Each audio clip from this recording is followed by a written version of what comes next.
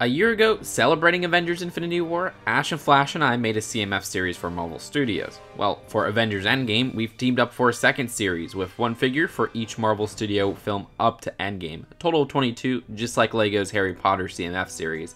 This is 100% custom and fan-made, and just what we think LEGO would realistically put in a second series. Oh, and no worries, there will be no Endgame spoilers for this video.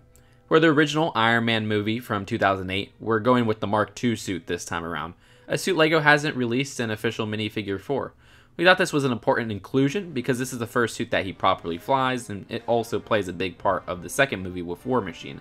This suit uses the existing Iron Man helmet pieces, and the face print underneath is a new shocked expression for Tony.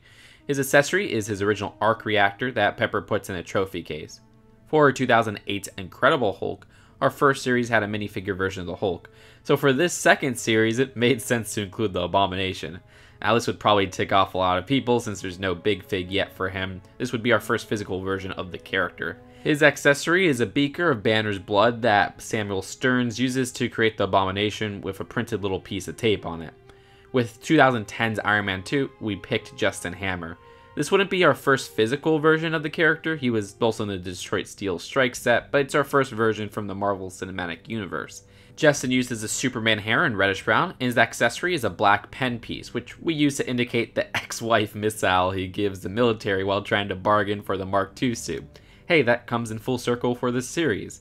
Jane Foster is our representation for the first Thor movie from 2011, which would be our first physical figure of her.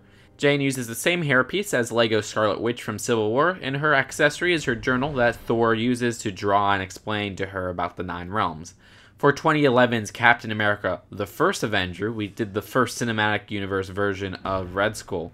He doesn't require any elaborate pieces, but for his accessory, we use a lamp base piece from Harry Potter with a trans blue cylinder in it, which is meant to be holding the container Red Skull uses to carry around the Tesseract. Rounding up Phase 1 for 2012's Avengers, it's our first physical figure for Erik Selvig, using Mr. Incredible's hairpiece in dark tan. His accessory is Loki's scepter, which he never directly holds in the movie, but the scepter itself was involved in closing the portal. Starting Phase 2, for 2013's Iron Man 3, we chose the Stryker Iron Man suit, Mark 25. This decision came with its inclusion on a sticker in the new Hull of Armor set LEGO released, and even includes a new piece for the jackhammer-like hands. The figure itself uses regular Iron Man pieces, but instead of giving it a Tony Stark head, it has a clear head indicating Jarvis's remote control of the suit during the House Party Protocol to fight against the extremist soldiers. Next we have Thor from Thor the Dark World from 2013. In this film he had a unique outfit with gold detailing on the armor, and the figure uses a classic red cape. His hairpiece is Qui-Gon Jinn's hair, but in dark tan. We thought that was much more accurate than the Daston's hair LEGO has given him in the past. Of course, his accessory is the obligatory LEGO sledgehammer piece. This next figure has been one that a lot of people have wanted in minifigure form for a while. Captain America in his stealth suit from the Winter Soldier, released in 2014. Cap is using the new Captain America helmet piece introduced from the Endgame wave, and his accessory is his shield recolored to match his stealth outfit. Who is this? It's Korath the Pursuer in his outfit for 2014's Guardians of the Galaxy.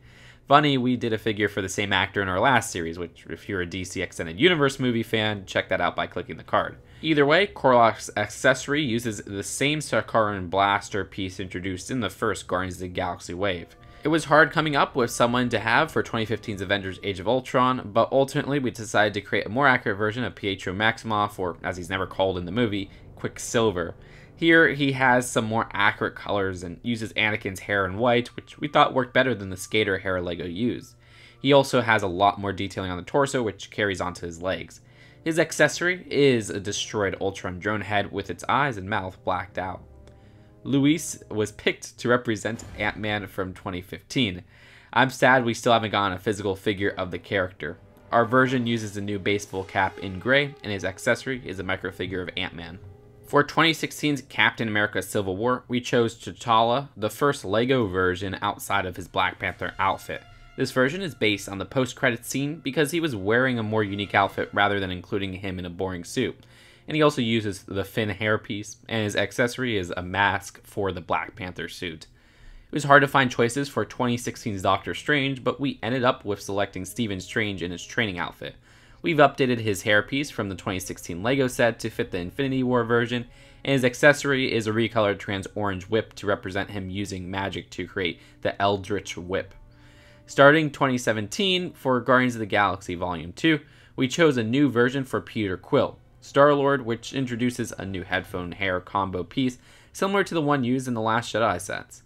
This torso design is a shirt taken straight from the movie, and his accessories are a blaster piece introduced in the official LEGO sets. For Spider-Man Homecoming, since LEGO still hasn't released a Ned Leeds minifigure, we had to take our own action. Ned uses a recolor of Flitwick's hairpiece from the Harry Potter CMFs. Notice anything with his shirt? It's actually straight from the movie, which is a coincidence for this channel. Either way, his accessory is a printed Technic ball piece on a stud for a LEGO Death Star, which Disney owns Marvel Studios and Star Wars, so there's no problem with licensing there. Rounding off 2017, Thor Ragnarok's minifigure is Korg and his friend Meek. We elected to not use a specialized headpiece for Korg, which I think is a decision LEGO would agree with nowadays. Shoulder pad piece is also not a new piece, but we did make a new piece for Meek, which has an anti-set at its bottom so it can be held by minifigures. Starting the 2018 MCU films, we made M'Baku from Black Panther. The design for him uses all existing pieces. The hair is Zane's from the Ninjago movie sets in dark brown. The existing fur collar is here in tan, and his accessory is a common staff piece in dark brown. For Avengers Infinity War, we ended up making a figure of young Gamora. She is the only figure in this series to have short legs. The hair piece is a new color and print for the series' 18-party girl ponytails, and her accessory is a new piece for a perfectly balanced knife, as all things should be. Next is Janet Van Dyne from Ant-Man and the Wasp, straight out of the Quantum Realm. The hair piece is Luna Lovegoods from Harry Potter CMFs in white, and her accessory is a piece for a microfigure of Wasp. If you haven't seen Captain Marvel and plan on watching it soon, the next minifigure has a minor spoiler, so you might want to click away from the video now. Perhaps go check out our last Marvel Studios CMF draft, just click that card. Either way, 3, 2, 1. Starting the 2019 lineup, our second to last minifigure is Vers, or Captain Marvel. The outfit design is from the first half of the film, which LEGO has only given us the red and blue outfit in the sets. Not only does she have Power Blast as accessories, but a new piece for Goose the cat, or shall I say Goose the Flurkin. Finally, for Avengers Endgame, it made the most sense to make a new armored Thanos, unlike our first series version. This includes a new helmet piece and a new piece for his perfectly balanced blade. This piece just attaches to a lightsaber hilt in black with another piece on the opposite end. The Infinity Gauntlet design is a reused new piece from our first series. Alright, okay, that was a lot to cover, but it was fun to figure out which figures to end up making in a second series like this. We wanted to represent the main heroes, so sure, there may not be that many new characters as figures, but I'm happy with our variation selections and how this coincides with our first series. The checklist background matches the gold from those 10 years of Marvel Studios posters, but for the back, I wanted to do the Avengers Endgame teaser poster design. This is going to be consistent with our first series, which used the teaser poster design for Avengers Infinity War on the background. This time around, there was also no minifigures for the July movie, even though rumors have it that Spider-Man Far From Home could end Phase 3. I didn't want to go above LEGO's current max of 22 in a series, but here's the thing, I anticipated it ahead of time, and in our Fans' Choice series, the figure we would have made for the spot here was selected, a new red and black Spider-Man suit. Now there's definitely a lot of figures missing that we could have done here. Ashnflash has made many of these possible choices. There's Ronin from Endgame, which was hard to exclude, but I thought another Thanos was more likely than anything.